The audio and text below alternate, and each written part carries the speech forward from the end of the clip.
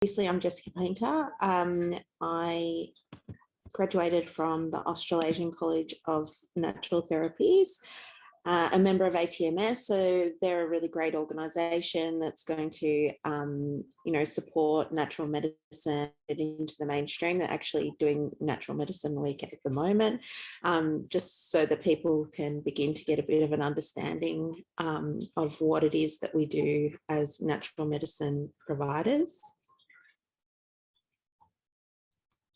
I'm also an NDIS provider, so anyone that is under NDIS that needs assistance with either the nutritional medicine proportion as far as meal planning and those sorts of things, they can use their funding for that, or I can go into their home and help them with the more practical aspects. So that's why it's a really important tool to have. A lot of the time people come to see me and I can give them a lot of information, but it becomes quite overwhelming. So in being able to provide that one-to-one support, it's really useful in the home. I'm also a HEAL facilitator, which is healthy eating, activity and lifestyle in the prevention of cardiovascular disease or diabetes. So that's more of a group sort of program, which is a really good way to just get an idea of nutrition and how best to use that to increase your health at home. A practitioner researcher, so recently have completed a study looking into the fish oil and glutamine in psychological distress. So as we know, coming off the back of COVID, there is a lot going on in the mental health space. So this research really comes into its own at this point in time. It was a really interesting, just to get that one-to-one, it was an N-of-1 trial, so just to get that one-to-one experience of all of the participants, getting to know them really well and experience that they had on the individual trials. And a lot of people don't know what nutritional medicine is, so I just thought I'd give you a brief outline of that. So nutritional medicine is a branch of naturopathy. So rather than dietetics, which is more of a calories in, calories out, nutritional medicine looks at food as medicine rather than that sort of equation.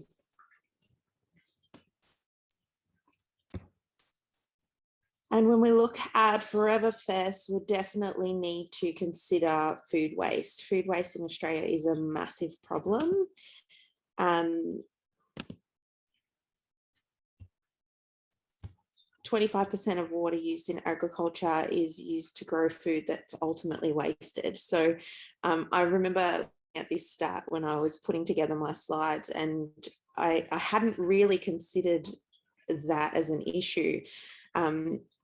You think about the packaging of your food and maybe even the food miles, but the intensity of that throwing away of one burger, wasting as much as a 90-minute shower, that's rather concerning. And we really need to make sure that we're aware of that. Food waste produces 8% of the global greenhouse gas emissions. So if food waste was a country, it would be the third largest greenhouse gas emitter behind the USA and China. So again, another, pretty interesting stat. And just by taking a step back and thinking a little bit more about what it is that we're going to eat, are we going to waste it? Is it possible for us to grow some of our own so that we're cutting down those food miles?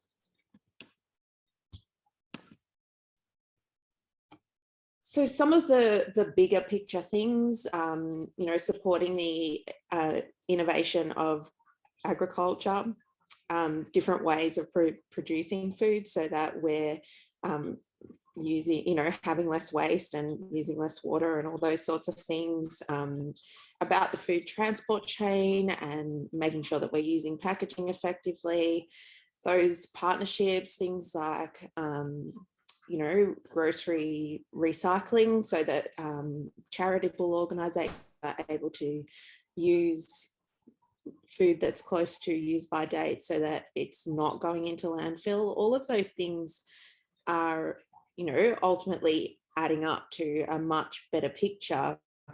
But if we as individual households can really think about this on a day-to-day level, we're going to be able to reduce that wastage in, you know, a really big way.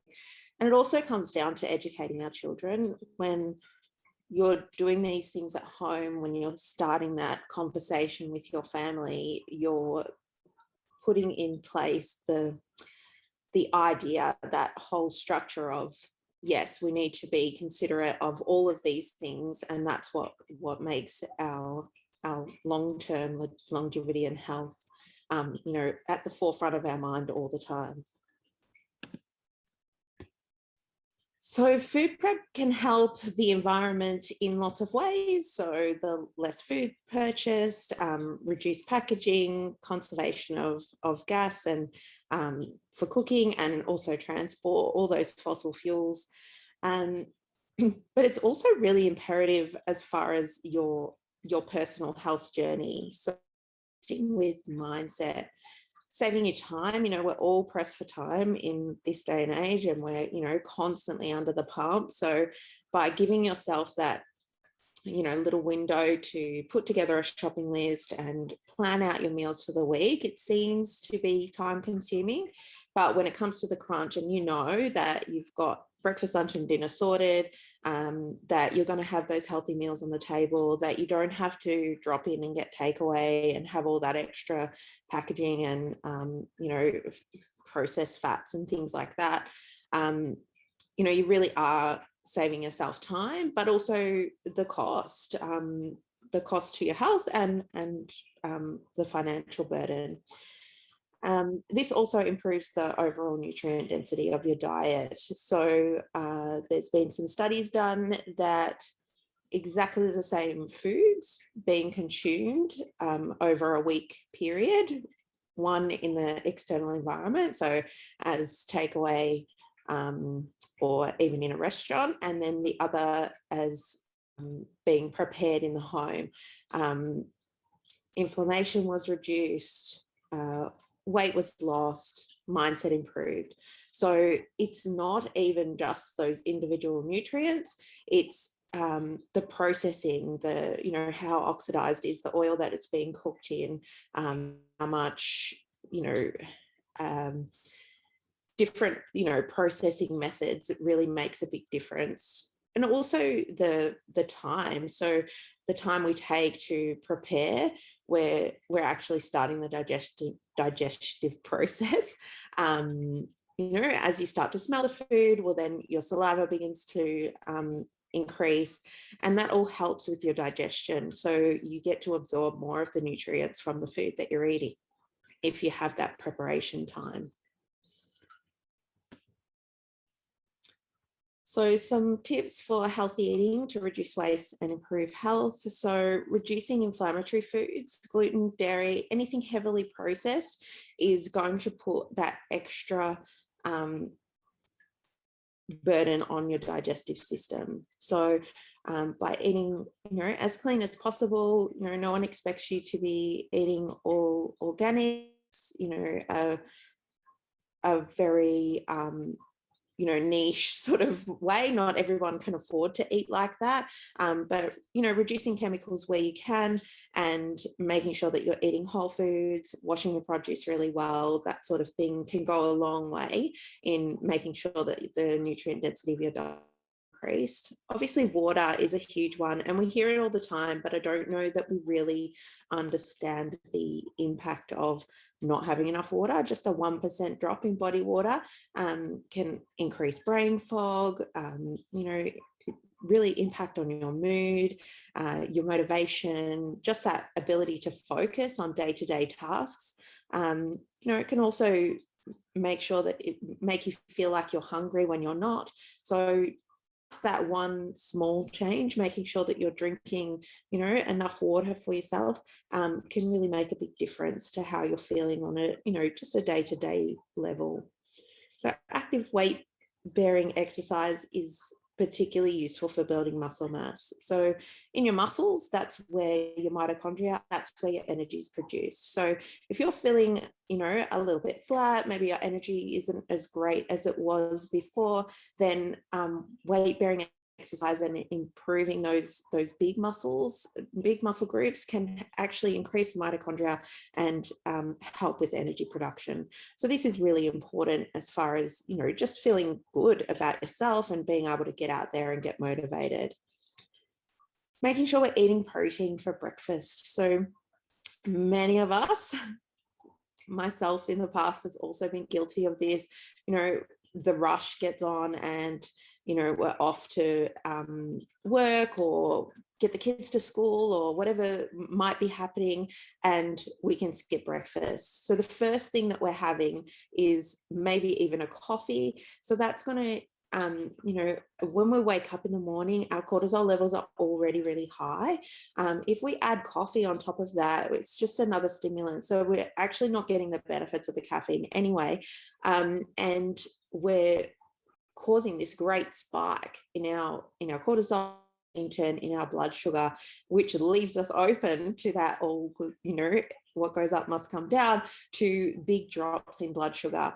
So by balancing that out with a good, balanced meal that contains protein in the morning, we can really stop that roller coaster of blood sugar highs and lows, which can help us to, just make better choices as far as eating. And also, in the evening, a lot of people struggle with that after dinner eating. So it can really help with that as well, just by balancing out that blood sugar.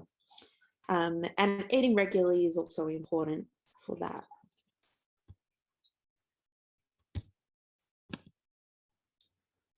So along with the Forever Fest pack, you will have got my immune boosting meal plan. So all of this is based around making sure that we've got lots of color, lots of variety, because when we're eating the same things over and over, not only are we not getting the nutrients from the variety of foods, we're also exposed to the same sorts of chemicals and the same allergens if we happen to be intolerant to certain things. So by making sure that there's plenty of variety, we're really helping with that. Essential fatty acids are also really important. Brain health, gut health, you name it, a really important inclusion in your diet. So that's where a lot of the focus is. The shaded items you make once and then you have them for the following days as well. So that can sort of take out a little bit of the extra cooking time, which can be helpful for some people. Greens are a really simple, easy way to start producing your own things at home. So you only need a small pot. A silver beet in particular, it's very robust and grows abundantly, and you can just pick it as you need it. A really, really simple way of, just starting that process. And when you tasted food from your own garden, it's much easier to find the motivation to grow more of your own, because A, it's actually quite convenient, and B, that picking fresh from your garden, there's nothing quite like it. Makes it nice and simple as well, and reduces your exposure to pesticide, which is really helpful. So you'll see that all the breakfast options have some protein, some carbohydrates, as well as some healthy fats. And pretty much that's a theme throughout the rest of the program as well. And yeah, just getting back to the basics of that, you don't need to, be cooking for hours. Is quite a simple meal plan. But it's balancing out those different things so that you're having plenty of variety. Something that my clients find really helpful is having a shopping list. So this is, it gives that no-brainer kind of effect where, instead of walking into the supermarket and walking out, half an hour later with whatever was on special, maybe a loaf of bread, and forgetting the milk, you go in there and you've got a game plan, so to speak. So with this one, you can sort of tick off anything that you already have at home, and then everything's there that you need for that whole meal plan for the whole week. So, a really good way of just getting things started so that you're not having to think about it too much, and also will reduce waste because you know that it's there, so you're going to use it. So that's pretty much it from me. I wanted to leave this part of my presentation open for people to ask their individual question. You can unmute yourself if you like, and I will chat with you. And yeah, that's pretty much it.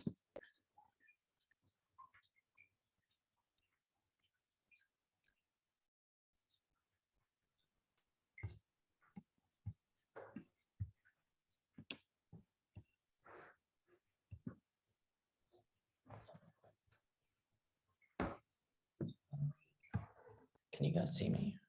There we go.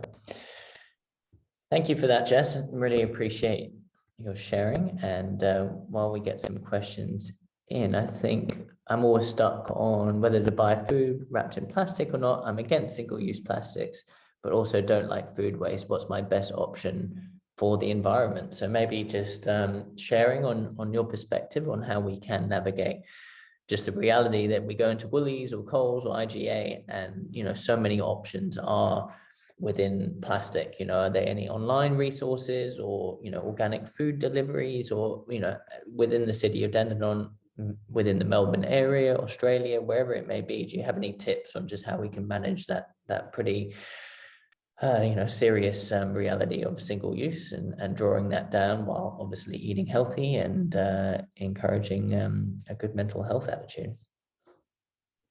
There are so many, little options. I can, off the top of my head, I can't even think of good ones. I use reusable bags for any of my fruit and veg. There's your sort of bulk foods source. I think there is that you can take in your own containers, so that's useful. And then there's a lot of bigger companies, but I prefer to try and help the local supermarkets, and you can take in whatever you like. You can take in boxes or whatever, and you don't necessarily need to buy food wrapped in plastic. And by buying things in this way, a bit more in bulk rather than going to the supermarket every day, you're definitely cutting down on that whole process anyway. And maybe you could share just some really nutritionally dense food options, which are really good for our stomach and our health. And, I've often seen that the organic food may not look good on the shelves or look less appealing on the shelf than the non-organic option. However, the organic option tastes better. So maybe you could touch a little bit on that. For bananas, for example, you get the organic banana with the wax strip. Normally they've got some black spots on them and they're looking a little bit more worn, but then you have the, a bit more, pesticide, herbicide, intense feeding. So yeah, sharing anything on just that nutritionally dense food options would be wonderful, please. Greens in particular are a really good example of that, and that's why I use it as that example of what to grow yourself at home. Kale and those sorts of things is so rich in magnesium and vitamin C, and they've got a really great nutrient profile. But grown organically, they're expensive because they don't last. The bugs get to them, or the rain affects them quite heavily. Whereas if you've got them growing there at home, you're able to sort of intervene and eat them when they're young and fresh, and just tasting so much better.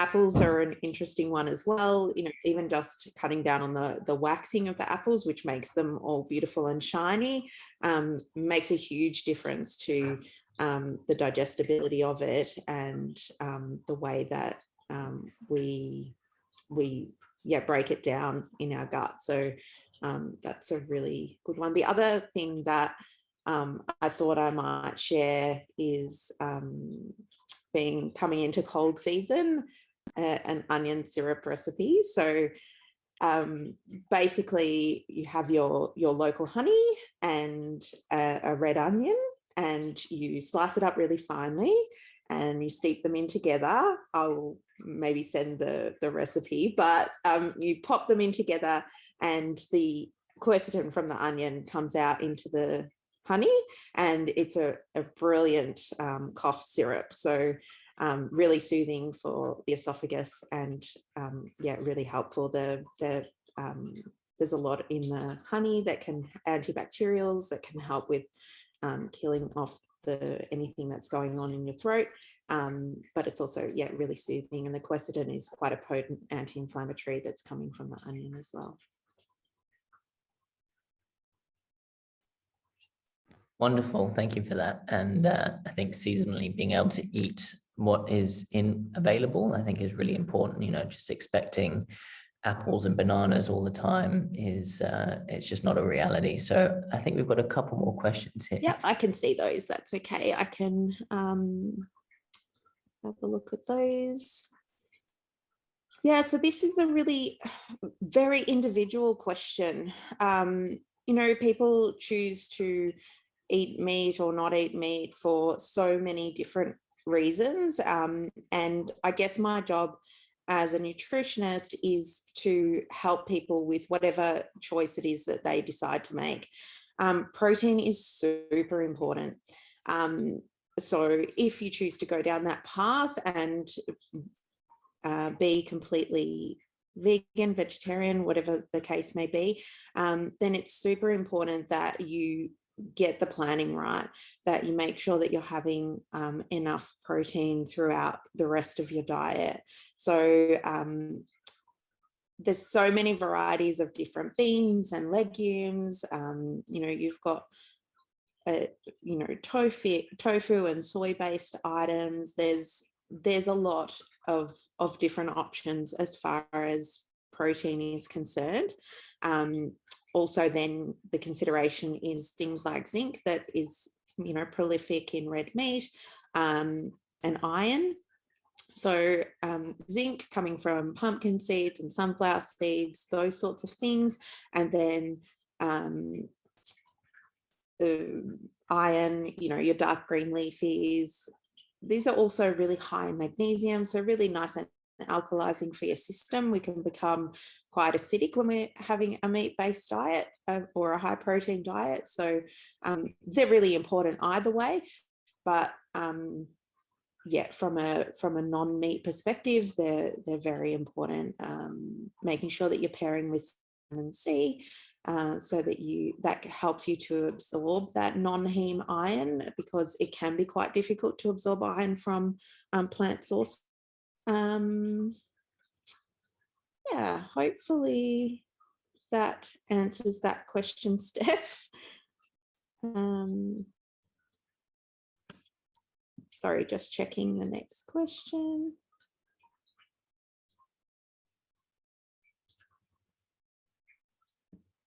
Oh, storing food for long times when going to Mars. Freezing is actually a really good option.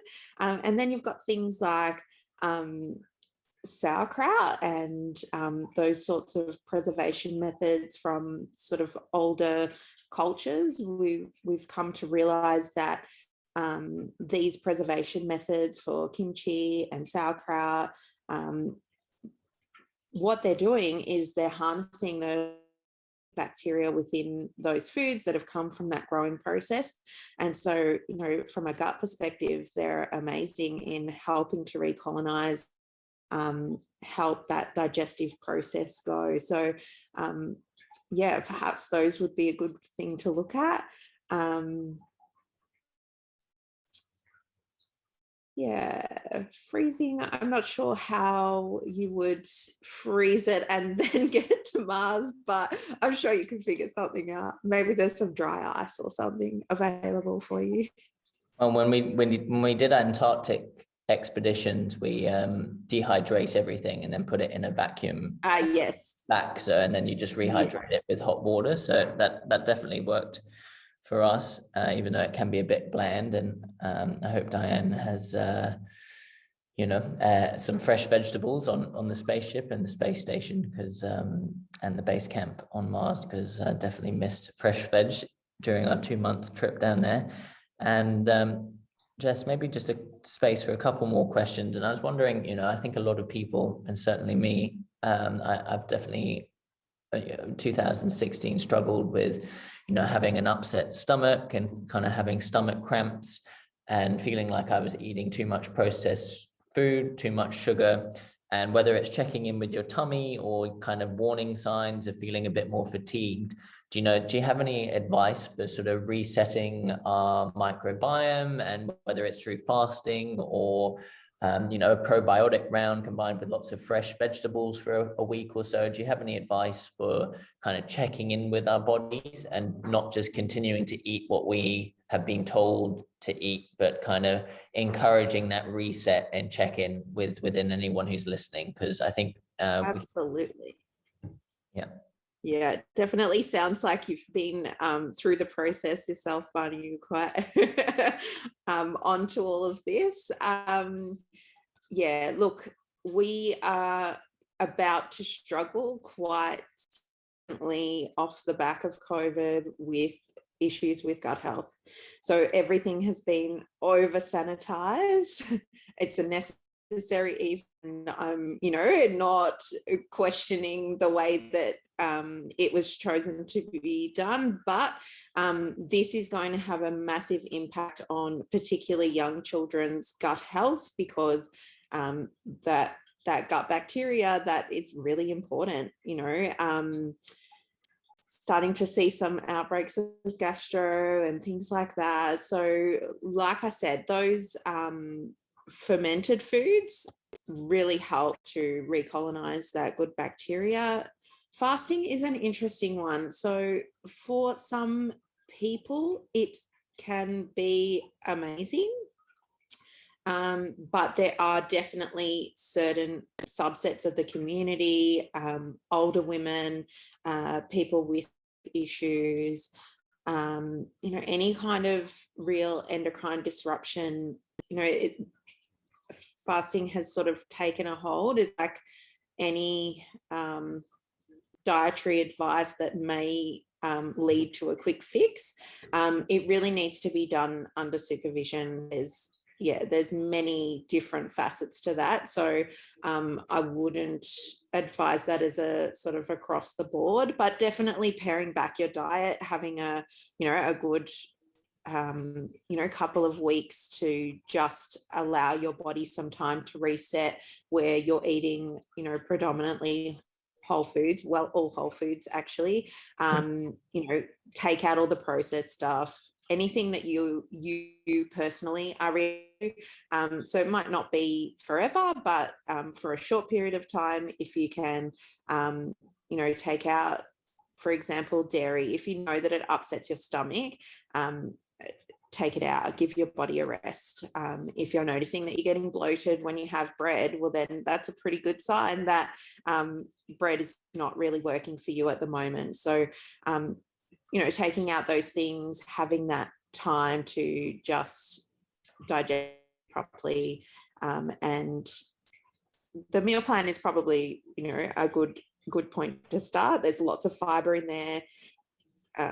And there's not a lot of the sort of inflammatory type foods, and probiotics are great, but again, it's not something that you want to have to do long term, and they can be very strain specific. So if you have a specific concern and you're taking a lactobacillus and that's not appropriate for your particular concern, then A, you'll get no benefit, or B, will actually make your symptoms worse. So again, it's really important that you get the right advice for the right concern.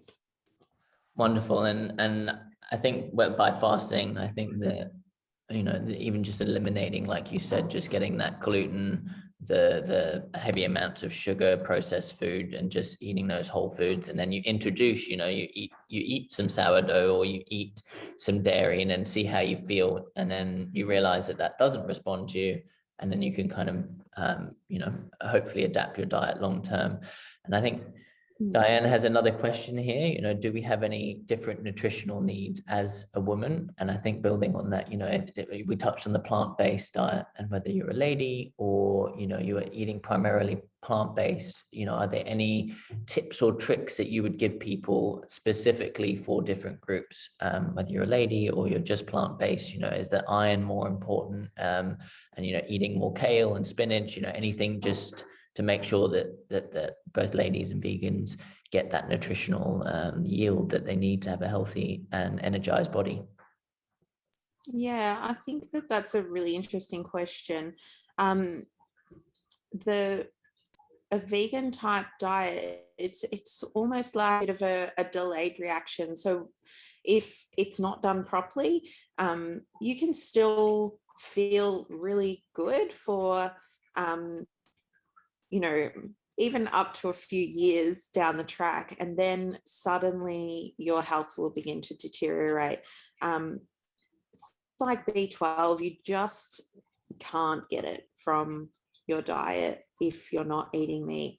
You need to have a supplement, and you need to have a good one so that it's absorbed properly.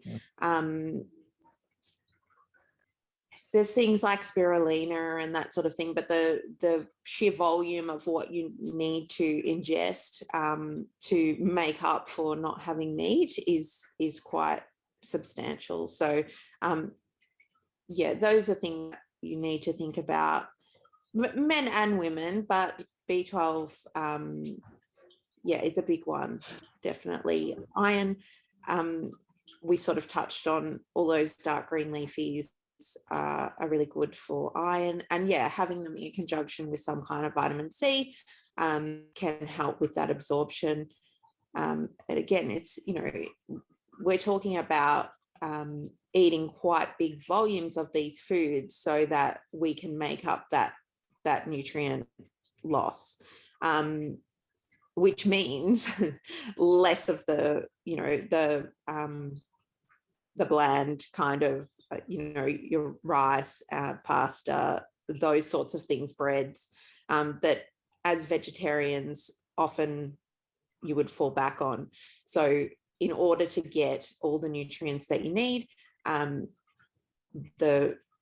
it really needs to be the focus on making sure that you're having nutrient dense foods at every meal. It's not a case of having to fill it up with the pasta and things, because you simply would just not be able to eat as much as what you need. Does that make sense?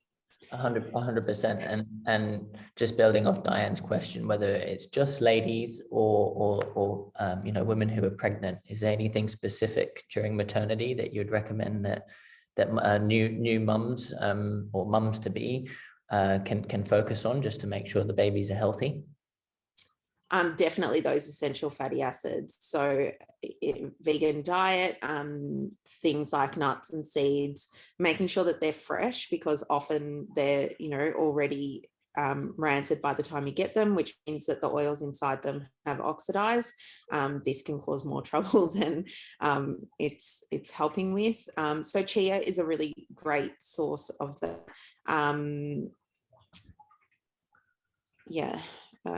but other nuts and seeds as well. But chia just tends to sort of hold its own better when stored for longer periods of time.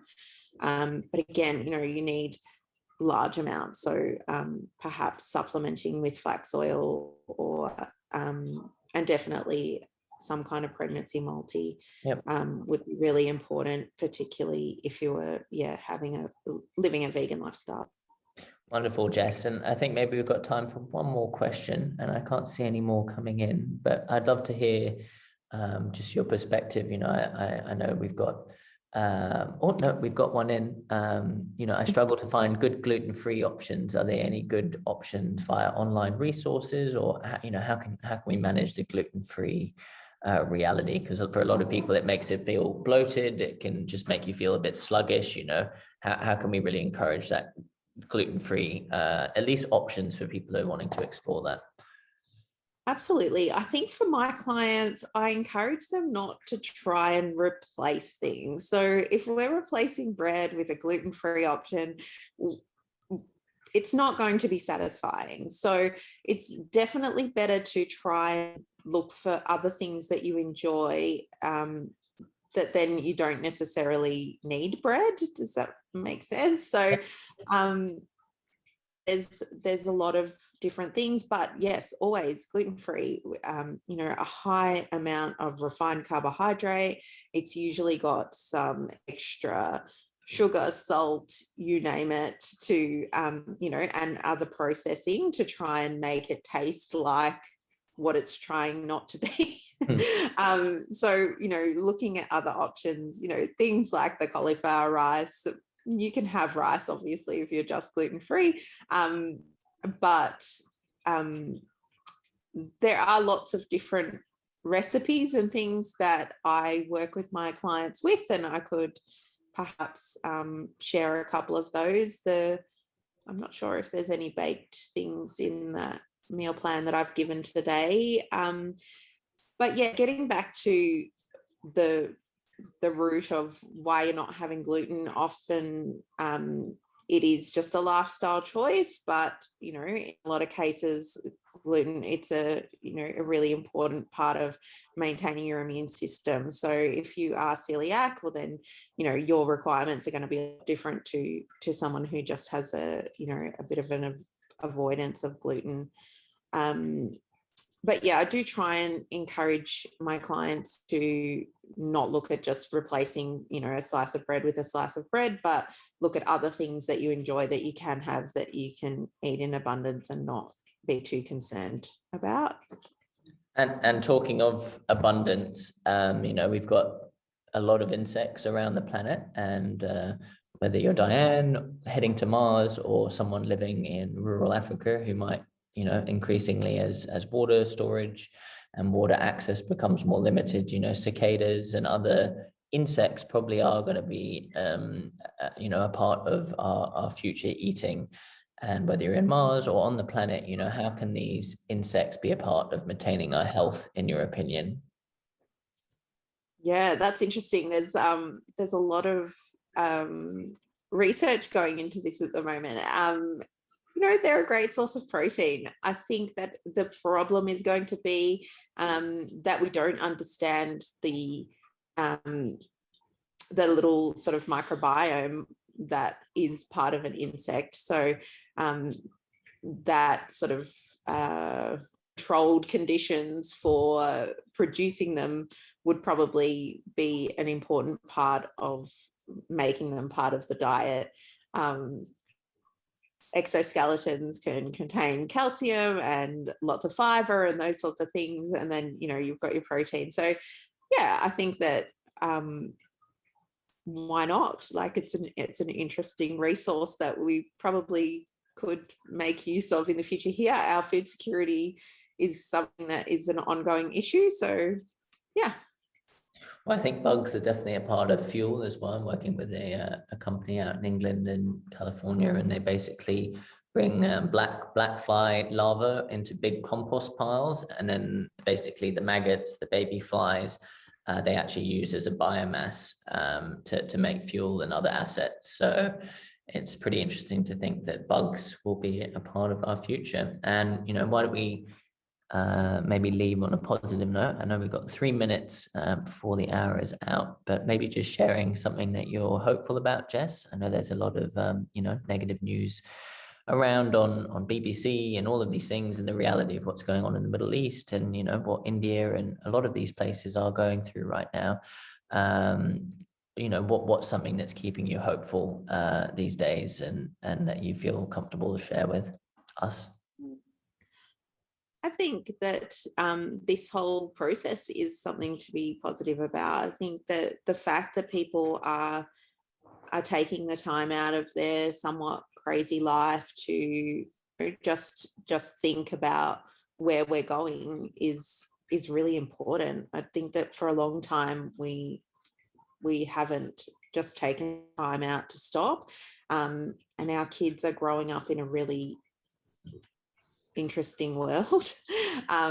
So the more that we can be aware and switch on to sustainable ways of living and just taking care of ourselves rather than that instant gratification way that we've sort of tended to be as a society is, it makes me feel hopeful that maybe it won't be as all doom and gloom as what it seems to be at the moment. So yeah. And for any listeners, what would you encourage today to kind of act upon what you just said, that's something that we can all do today? Get the meal plan and go and get started on that, but also the pot of greens. I think that that's a really beautiful way to start. And I've had so many of my clients that they've started like that and they've ended up with, a really big, beautiful, abundant veggie garden. And that in itself is quite therapeutic. It means that you're getting out there, you're getting active in the garden, you're getting all the nutrients that you need because of that, the abundance in the soil.